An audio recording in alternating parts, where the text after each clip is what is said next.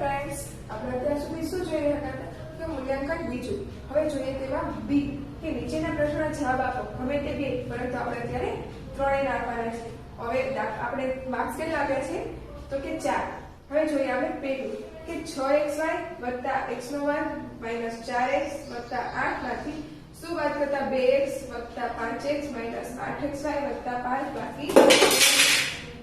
તો ચાલો આપણે જોઈએ. શું કીધું છે કે 6xy + x નો વર્ગ - 4x + 8 એમાંથી શું બાદ કરે તો આપણે ત્યાં બાદ કરીએ 2x નો વર્ગ + 5x - 8xy + 5. તો ચાલો આપણે જોઈએ. તો એ બાદ કરીશું શું થશે તો કે પેલા માઈનસ તો કે 6xy અને 8xy તો કે -2xy. 8 માંથી 6 જાય તો શું બચે 2, પણ કેવા માઈનસ કેમ કે 8 માઈનસ છે. હવે જોઈએ x તો કે x વર્ગ ઉપર તો કે એ પણ માઈનસ. હવે 1x માંથી 1x જાય તો શું બચે x એટલે કે x નો વર્ગ. હવે જોઈએ x વર્ગ પર તો કે અહીંયા કરે 5 માંથી 4 જાય તો કેટલા બચે x પણ પ્લસ કેમ કે 5 મોટા છે. હવે જોઈએ અચળ પર તો કે 8 + 5 એટલે કે 8 ને 5 13. આ આવી ગયો આપણો જવાબ. 2x y x નો વર્ગ + x + 13. તો ફ્રેન્ડ્સ આ આવી ગયો આપણો જવાબ. હવે જોઈએ આપણે બીજું. તો તેમાં શું કીધું છે કે સાદુરૂપ આપો a ની 20 ઘાત ભાગ્યા a ની 12 ઘાત ભાગ્યા a નો વર્ગ a ની 4 ઘાત ગુણ્યા a નો વર્ગ. તો ચાલો આપણે રકમ લખી લઈએ. શું છે રકમ a ની 20 ઘાત ભાગ્યા a ની 12 ઘાત અને કૌંસ પૂરો પછી ભાગ્યા a ની 4 ઘાત ગુણ્યા a નો વર્ગ. આમ છે રકમ આપણી. તો હવે શું કરીશું તો કે સૌથી પહેલા આપણે આનો કરી લઈએ બાદબાકી એટલે કે a અને કૌંસ ઉપર 20 - 12 અને ભાગ્યા એના એમ જ રાખીએ અને અહીંયા શું થશે તો કે a અને આ બંનેનો સરવાળો એટલે કે 4 + 2. કેમ એમ થયું તો કે આગળ ભાગાકાર છે એટલે બાદબાકી થઈ અને આગળ ગુણાકાર છે એટલે બંનેનો સરવાળો. હવે 12 માંથી 20 માંથી 12 જાય તો કેટલા બચે તો કે a ની 8 ઘાત અને ભાગ્યા હવે અહીંયા કણે તો કે a ની 6 ઘાત 4 ને 2 6. તો હવે બંનેનો a સરખા છે એટલે કે a અને અંશનું શું થશે બાદબાકી 8 માંથી 6 જાય એટલે 8 a બરાબર 8 માંથી 6 જાય એટલે 2 એટલે આપણો જવાબ શું આવ્યો a ની 2 ઘાત. અહીંયા પણ કેમ એમ કરો તો ભાગાકાર છે એટલે આપણે શું થાય છે બાદબાકી. તો ફ્રેન્ડ્સ આપણો જવાબ શું આવ્યો a નો વર્ગ. હવે જોઈએ આપણે દાખલા નંબર 3.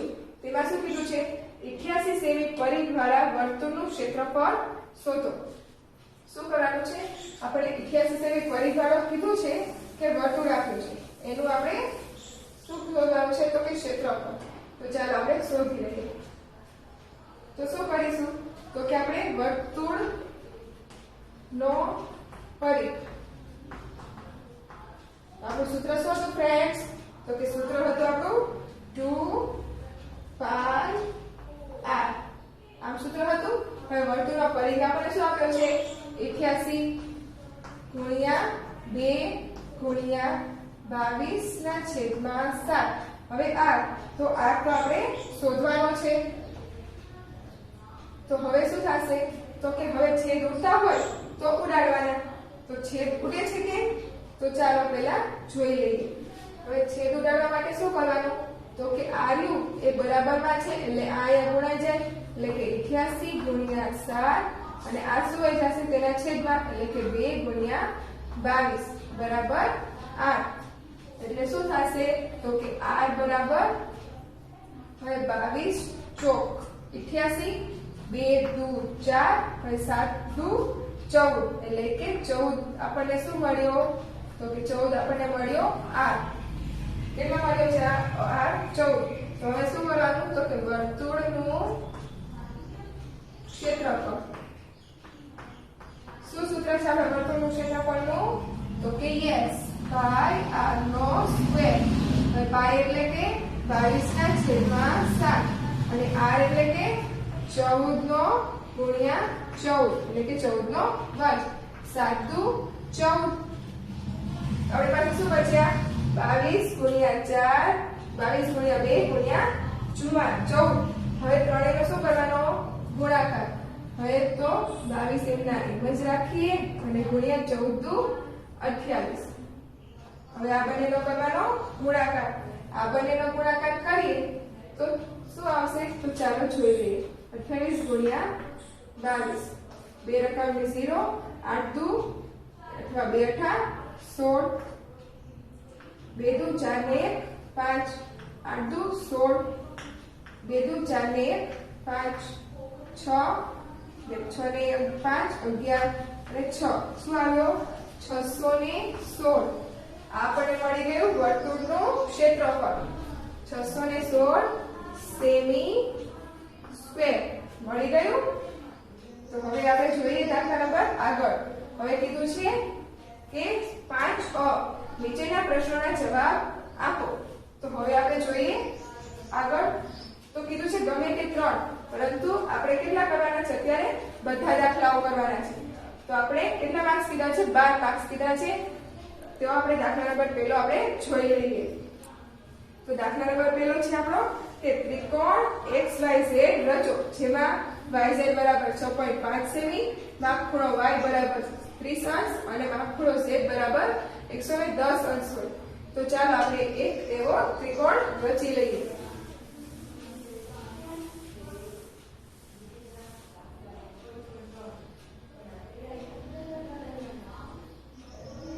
હવે જોઈએ પહેલો તો શું કીધું છે ત્રિકોણ XYZ રચવાનું છે હવે તો આપણે તેમાં પહેલા શું કરીશું તો કે YZ હવે YZ કેટલા કરવાના છે તો કે 6.5 સેમી 6.5 સેમી એટલે કે 6.5 સેમી આપણે લેવાના છે તો આપણે લઈ જોઈએ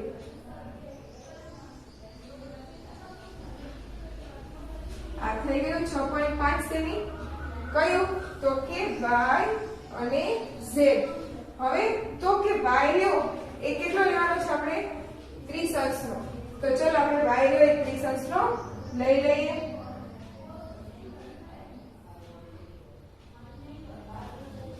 હવે થઈ ગયો y એ 30 અંશનો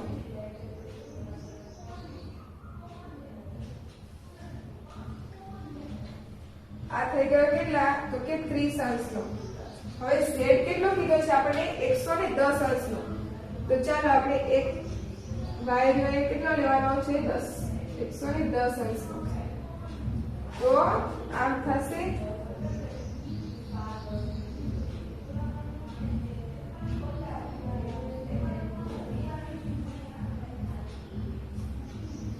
આને અહીંયા આપણે છેદી દઈએ એટલે કે આ છેદ્યો ત્યાં શું નામ આવશે x અને આ કેટલા અંશનો થઈ ગયો તો કે 110 અંશનો ઓકે તો આ થઈ ગયો આપણું શું તો કે ત્રિકોણ XYZ થઈ ગયો આ કેટલું લીધું આપણે 6.5 5 સેમી આ 30 અંશનો અને 110 અંશનો તો ફ્રેન્ડ્સ બધાને સમજાઈ ગયું ને અને આવડી પણ ગયું ને તો હવે જોઈએ આપણે દાખલા નંબર બીજો તો તેમાં શું કીધું છે કે 80 મીટર લંબાઈ અને 40 મીટર પહોળાઈના લંબચોરસ ભાગમાં તેની બાજુઓને સમાંતર બે રસ્તા કેન્દ્રમાંથી બનાવ્યા છે આ રસ્તાની પહોળાઈ 5 મીટર છે આ રસ્તાને સમતલ બનાવવાનો ખર્ચ દર ચોરસ મીટરે ₹50 પ્રમાણે કેટલો થાય એ આપણે કહેવાનું છે તો ચાલો આપણે જોઈ લઈએ કે ₹50 એ પ્રમાણે કેટલો થાય છે તો ફ્રેન્ડ્સ આ આકૃતિ તમને સમજાઈ ગઈ ને આ આકૃતિના સાથે સાથે આપણે મુદ્દા લખવાના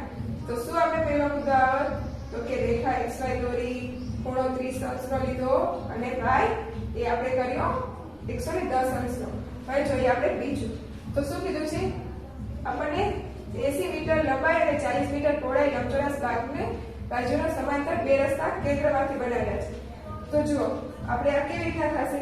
તો સૌથી પહેલા શું લેશું? તો આપણે ભાગનું ક્ષેત્રફળ શું આવશે? તો કે લંબાઈ ગુણ્યા લંબાઈ. હવે આપણે ભાગનું ક્ષેત્રફળનું લંબાઈ શું આપી છે? તો કે આપણને કીધી છે કે ભાગની, તો કે આપણી પાસે છે 35. આપણે કીધી છે એક ભાગની મીટર આપણી પાસે છે, તો કે લંબાઈ ગુણ્યા પહોળાઈ આપણે લેવાનું થાય. હવે લંબાઈ ગુણ્યા પહોળાઈ એટલે કે 80 ગુણ્યા 40. હવે 8 ગુણ્યા 4 એટલે કે 8 પંચું ને 8 ગુણ્યા 4 એટલે કે 8 એક 8, 8 દુ 16, 8 તરી 24, 8 ચોક 32 એટલે 3200. આ શું મળ્યું આપણને? ભાગનું ક્ષેત્રફળ. કેવા? તો કે લંબચોરસ ભાગ છે આપણો, એટલે કે લંબચોરસ ભાગનું ક્ષેત્રફળ કેટલું મળ્યું? તો કે 3200.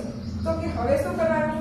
તો કે હવે આપણે શું કીધું છે કે તેના સમતળ 5 સેમી પહોળાઈના 5 મીટર લંબાઈના સમતળ રસ્તો છે. તો ચાલો આપણે એ જોઈ લઈએ કે ચતુષ્કોણ શું બને? તો સમાંતર રસ્તા છે એટલે કે ચતુષ્કોણ બને. તો કે રસ્તાનું ક્ષેત્રફળ. હવે આપણે શોધી લઈએ ચતુષ્કોણ રસ્તાનું ક્ષેત્રફળ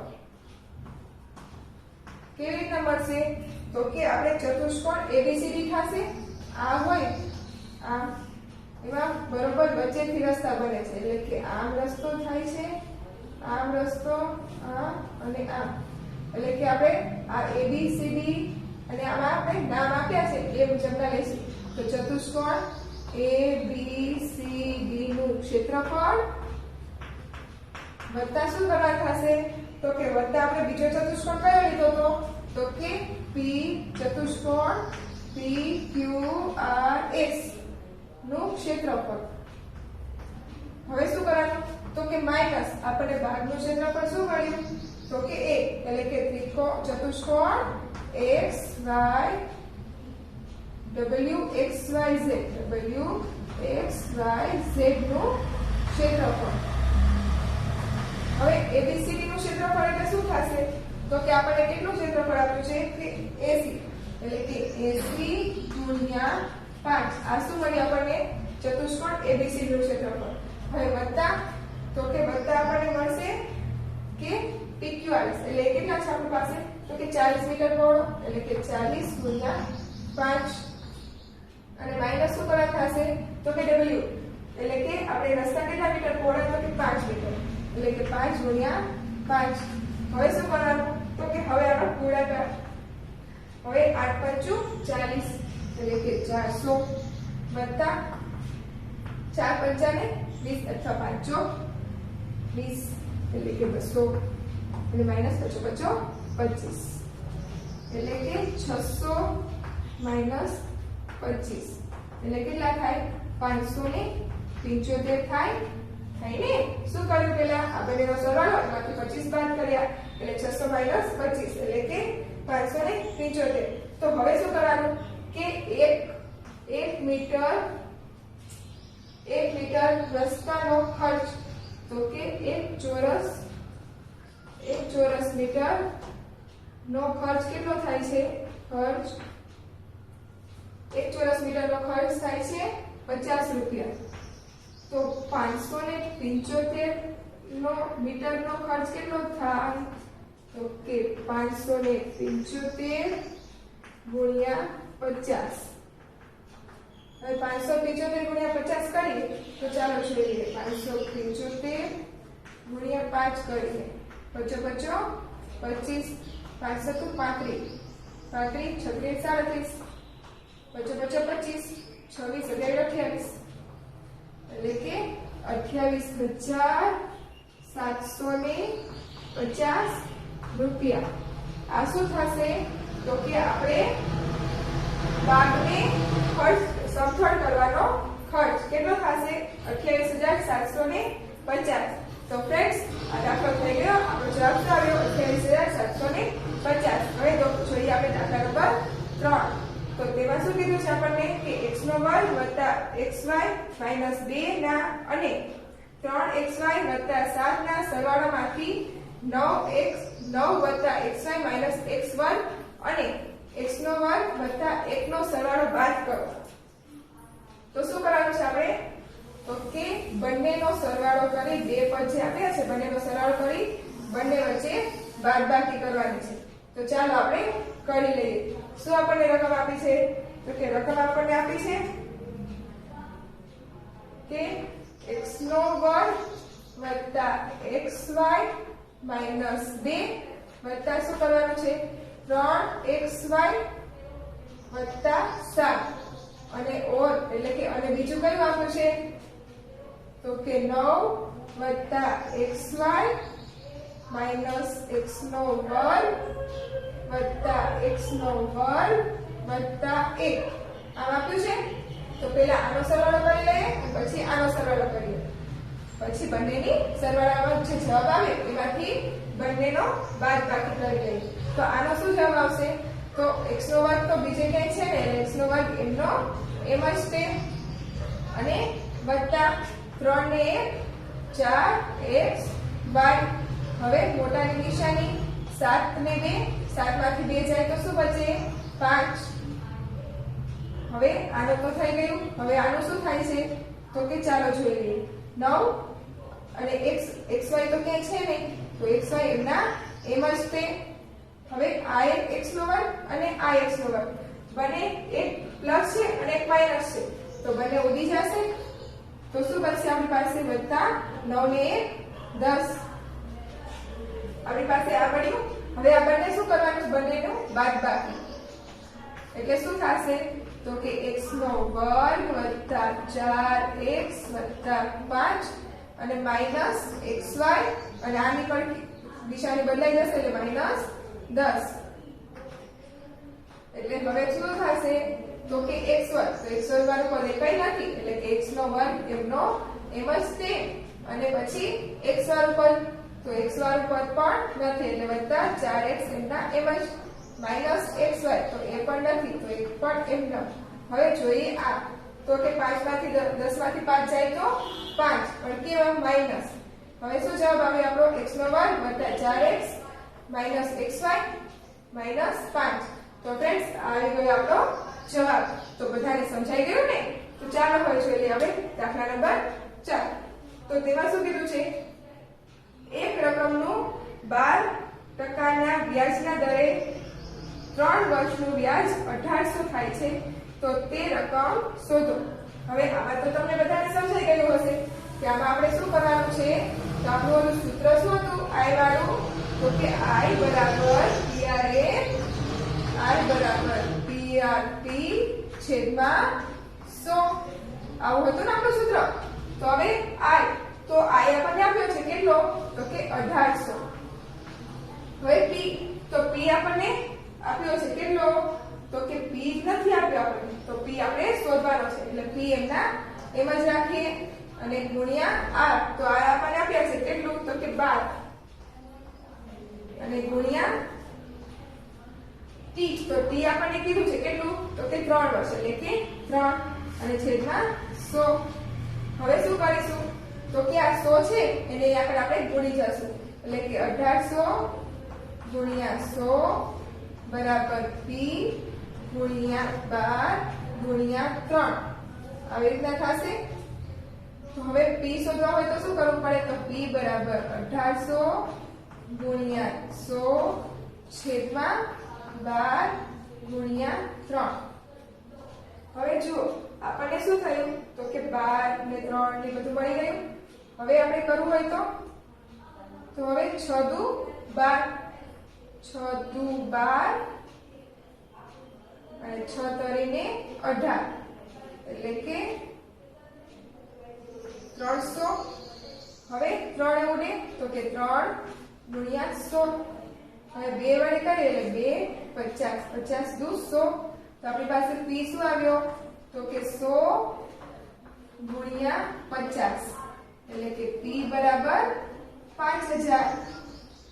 આ શું મળી ગઈ આપણને રકમ એટલે કે 5000 રૂપિયાનું 10% લેખે વ્યાજનો દર 3 વર્ષનું કેટલું થાય 1800 આપણો જવાબ શું આવ્યો p બરાબર આપણો જવાબ આવી ગયો 5000 તો ફ્રેન્ડ્સ બધાને સમજાઈ ગયું આપણો જવાબ આવી ગયો ને તો ચાલો હવે આપણે આગળ જોઈ લઈએ કે બ નીચે આપેલા પ્રશ્નોના જવાબ આપો હવે આપણને જોઈએ પેલો તો તેમાં શું કીધું છે કે સાદુરૂપ આપો કે 12x ની 9 ઘાત ભાગ્યા 3x ની 6 ઘાત ગુણ્યા 2x ની 2 ઘાત તો આમાં શું કરવાનું છે તો કે આપણે સાદુરૂપ આપવાનું છે જે હવે આપણે શીખી ગયા તો ફ્રેન્ડ્સ આ સાદુરૂપ તો આપતા બધાને આવડી ગયો ને હવે તો ચાલો જોઈ લઈએ 12x ની 9 ઘાત ભાગ્યા 3x ની 6 ઘાત અને ગુણ્યા શું થશે તો કે 2x ની 2 ઘાત આમ કરવાનું આમ આપણને રકમ આપી છે ને તો કે હા હવે આપણે આનું આપી દઈએ સાદુરૂપ તો સાદુરૂપ આપવા માટે તો કે આના બંને છેદમાં જશે એટલે કે 12x ની 9 ઘાત છેદમાં 3x ની 6 ઘાત અને ગુણ્યા 2x નો વર્ગ હવે શું થશે તો કે હવે આપણે આના છેદ ઉડાડી દઈએ છેદ ઉડાડીએ 3 ચોક 12 તો શું આપણી પાસે આવ્યું 4x ની 9 ઘાત છેદમાં x ની 6 ઘાત ગુણ્યા 2x નો વર્ગ આમ આપણને મળ્યું તો શું કરવાનું 4x ની 9 ઘાત -6 ગુણ્યા 2x ની 2 ઘાત 4x તો 9 માંથી 6 જાય તો કેટલા બચે 3 અને ગુણ્યા 2x ની 2 ઘાત હવે શું થશે બંનેનો ગુણાકાર 4 દુ 8x હવે અંશનો શું થાય ગુણાકાર છે તો સરવાળો 3 ને 2 5 આવી ગયો આપણો જવાબ શું જવાબ આવ્યો તો કે 8x ની 5 ઘાત તો ફ્રેન્ડ્સ બધાને સમજાઈ ગયો ને તો હવે આવી જ રીતના દાખલા નંબર બીજો આપ્યો છે તો તેમાં શું કીધું છે કે જો x બરાબર -1 હોય તો x ની 3 ઘાત -2x નો વર્ગ વત્તા 3 ની કિંમત શોધો હવે આપણને કીધું છે x ની જગ્યાએ કેટલી કિંમત મૂકવાની છે -1 તો ચાલો હવે આપણે જોઈ લઈએ કે આ દાખલો કેવી રીતના કરવાનો અને આપણને x ની કિંમત શું મળશે તો જુઓ x ની 3 ઘાત -2x નો વર્ગ વત્તા 3 હવે તો -1 એટલે કે -1 ની 3 ઘાત -2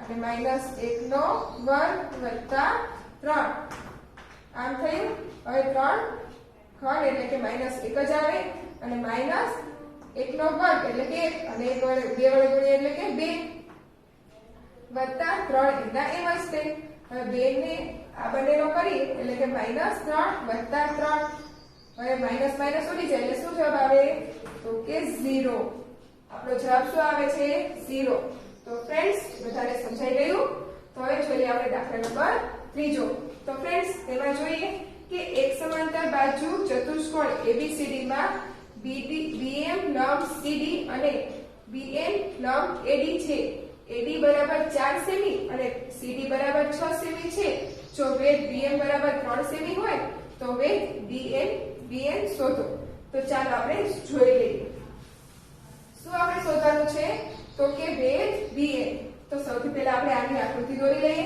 શું કીધું છે સમાંતર બાજુ ચતુષ્કોણ એટલે સમાંતર બાજુ ચતુષ્કોણ ABCD હવે તેમાં શું કીધું છે કે BM લંબ હવે BM લંબ શું કીધું છે CD એટલે કે આનો લંબ અહીંયા કણે થાય છે એટલે કે અહીંયા કણે M હવે તો કે હવે કીધું